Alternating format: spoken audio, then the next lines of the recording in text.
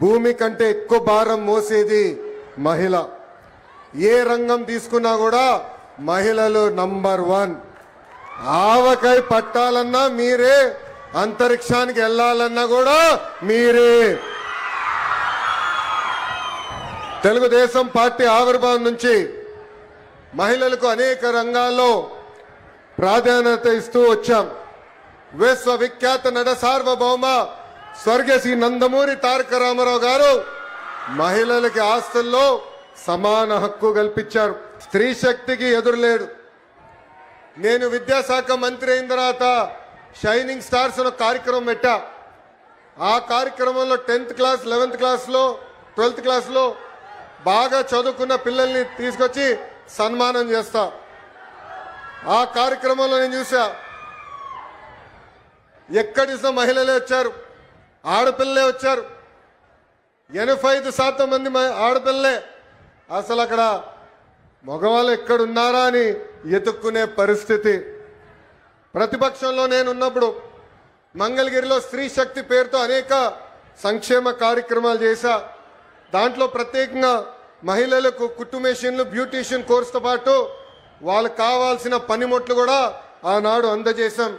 సుమారుగా 3600 మంది మహిళలకి కుట్టు మెషిన్ ఇష్టమే కాదు, ట్రైనింగే కాదు, దాంతోపాటు మార్కెట్ లింకేజ్ కూడా చేశాం. జూట్ బ్యాగులు, క్లాత్ బ్యాగులు కానివ్వండి, స్కూల్ యూనిఫామ్, ఇలా అనేక ఐటమ్లు తయారు చేసి ఈరోజు మహిళలు వాళ్ళ సొంత కాలు మీద నిలబడే పరిస్థితి. మహిళలకి అవకాశాలు ఇస్తే అద్భుతాలే మీరు సృష్టిస్తారు. దానికి ఉదాహరణ మా ఇల్లు. 1992లో ఆర్థికంగా సొంత కాలుపై నిలబడాలని ఆనాడు గౌరవ ముఖ్యమంత్రి చంద్రబాబు నాయుడు గారు హెరిటేజ్ అనే ఒక సంస్థ ప్రారంభించారు. కరెక్ట్గా 2 సంవత్సరాల తర్వాత మీ దయ వల్ల ఆయన ఫైనాన్స్ రెవెన్యూ మంత్రి అయ్యారు. ఇప్పుడు కంపెనీ ఎవరో చూడాలని అమ్మకి చెప్పారు, కంపెనీకి ఒకసారి వెళ్ళి నువ్వు చూసుకోవాలని. మా అమ్మ ఎప్పుడు కంపెనీకి వెళ్ళా, కంపెనీ ఎలా రివ్యూ చేయాలో తెలియదు. ఆయన బలవంతం చేశారు.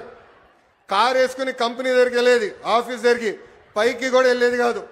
కింద నుంచే ఫోన్ చేసి పెద్దానికి నేను పైకి వెళ్ళలేను, నేను ఇక్కడ ఏం జరుగుతుందో నాకు తెలియదు అన్నారు.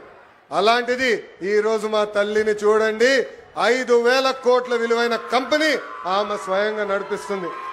అంతేకాదు అన్నా ఎన్టీఆర్ పేరుతో ఎన్టీఆర్ ట్రస్ట్ అని ఆనాడు బాబు గారు స్థాపిస్తే ఈరోజు అద్భుతంగా మా తల్లి ముందలు తీసుకెళ్తుంది. తలసీమియా పేషెంట్స్ కి ప్రత్యేకంగా గౌరవ ఉప ముఖ్యమంత్రి పవన్ అన్న ఆనాడు 50 లక్షల రూపాయలు కూడా మనకి అందజేస్తాం జరిగింది. బ్రహ్మణి గురించి కూడా నేను చెప్పాలి కదా 2 మాటలు. స్టాన్ఫర్డ్లో చదివింది, తిరిగి వచ్చి కంపెనీలో ఇప్పుడు ఆమె పనిచేస్తుంది. ఏకంగా నా క్రెడిట్ కార్డు బిల్లు కూడా బ్రహ్మణియే కట్టే పరిస్థితికి వచ్చింది. నేను ఈరోజు హాయిగా ఇక్కడ తిరిగి మీకోసం సేవ చేయగలుగుతున్నానంటే దానికి కారణం బ్రహ్మణి మొత్తం మా ఇల్లు చూస్తుందని మహిళలందరికీ నేను తెలియజేస్తున్నా. అంతేకాదు మా అమ్మమ్మ పేరుతో బసవ తారకం క్యాన్సర్ హాస్పిటల్ ఉంది హైదరాబాద్లో. ఇప్పుడు ప్రత్యేకంగా అమరావతిలో కూడా ప్రారంభిస్తున్నారు. అక్కడ మా డైరెక్టర్గా నిరుపేద కుటుంబాలకి అహర్నిశలు సహాయం కూడా చేస్తుంది. స్త్రీ శక్తి, ఈరోజు స్త్రీ శక్తి కార్యక్రమం ప్రారంభోత్సవం సందర్భంగా మీతో కొన్ని విషయాలు మాట్లాడాలనుకుంటున్నా. కొంతమంది మహిళల్ని కించపరిచే విధంగా మాట్లాడుతున్నారు. మహిళలు ఎంత బాధపడతారో నేను స్వయంగా నా ఇంట్లో నేను చూశాను. ఆనాడు శాసనసభ సాక్షిగా మా తల్లిని అవమానిస్తే మా తల్లికి 3 నెలలు పట్టింది కోలుకునేదానికి. తెలుగు వాడుక భాషల్లో కొన్ని పదాలు ఉంటాయి. చీర కట్టుకున్నావా, గాజులు తొడుక్కున్నావా, అమ్మాయిలాగా వేడవద్దని కొన్ని పదాలు వాడతారు. అవి ఎప్పుడిన్నా నాకు చాలా బాధ కలుగుతుంది. అలాంటి పదాలకి మనం ఫుల్ స్టాప్ పెట్టాలని ఈ సభాముఖంగా ఆంధ్ర రాష్ట్ర ప్రజలు నేను కోరుతున్నా. అలాంటి మాటలు ఎవరైనా మాట్లాడితే మాట్లాడదని చెప్పండి. ఎక్కువ తక్కువ మాట్లాడాలి చెప్పండి. అన్న లోకేష్ చెప్పాడు తోలు తీస్తాడని. ఈ సందర్భంగా గౌరవ ముఖ్యమంత్రి గారిని ఉప ముఖ్యమంత్రి గారిని ఒక విషయం కోరాలనుకుంటున్నా.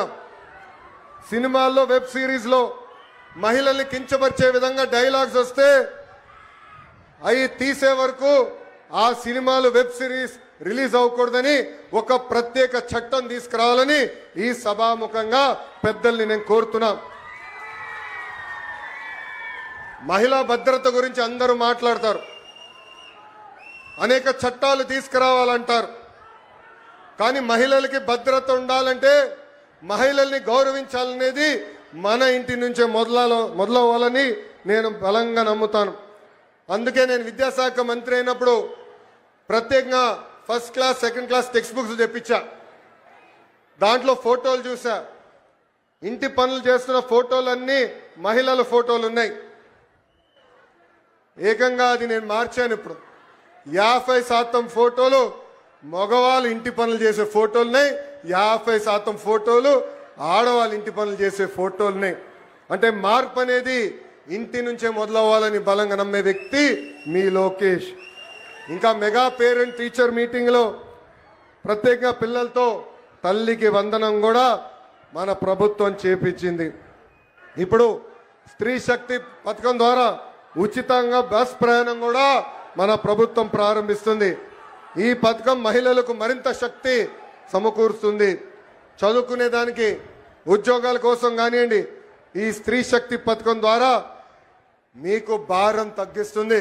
ఈరోజు బస్సు ప్రయాణంలో మా అక్క చెల్లెలు పెద్దమ్మ చిన్నమ్మలతో మాట్లాడా. వాళ్ళందరితో మాట్లాడినప్పుడు నాకు అర్థమైంది, కనీసం నెలకి 1500 రూపాయల భారం మీకు తగ్గుతుందని. 2019లో సంపూర్ణ మద్యపాన నిషేధం చేస్తానని ఒక రాక్షసుడు అన్నాడు. ఏకంగా అమ్ముతున్న మద్యం ఆరోగ్యానికి హానికరం అని అధికారులు అనేక సార్లు చెప్పినా ఏకంగా ధనదాహం కోసం విషం కంటే ప్రమాదమైన మద్యం అమ్మి ఏకంగా తాలిబొడు తెంపాడు ఆ రాక్షసుడు. మహిళల్ని ఏకంగా అగౌరవపరిచారు. నేను చూశాను, పాదయాత్రలో మహిళల్ని కలిశాను. మీరు పడుతున్న కష్టాలు చూసిన తర్వాతనే గౌరవ ముఖ్యమంత్రి గారిని చంద్రబాబు నాయుడు గారిని, గౌరవ ఉప ముఖ్యమంత్రి గారు పవన్ అన్న గారు కలిసి మనం బాబు సూపర్ 6 మేనిఫెస్టో కూడా రూపొందిస్తాం జరిగింది. సొంత చెల్లితో రాఖీ కట్టించుకోలేని అన్న మహిళలు సంక్షేమం గురించి మాట్లాడుతున్నారు. సొంత తల్లిపై కేసు గెలిస్తే వాళ్ళు సంబరాలు ఈరోజు చేసుకుంటే చాలా బాధ కలుగుతుంది. అందుకే వాళ్ళందరూ ఒకటే చెప్తున్నా, ముందల మీ ఇంట్లో ఉన్న అక్క చెల్లెలు పెద్దమ్మ చిన్నమ్మ అదేవిధంగా తల్లికి న్యాయం చేసిన తర్వాతనే మా గురించి మాట్లాడాలని హెచ్చరిస్తున్నా.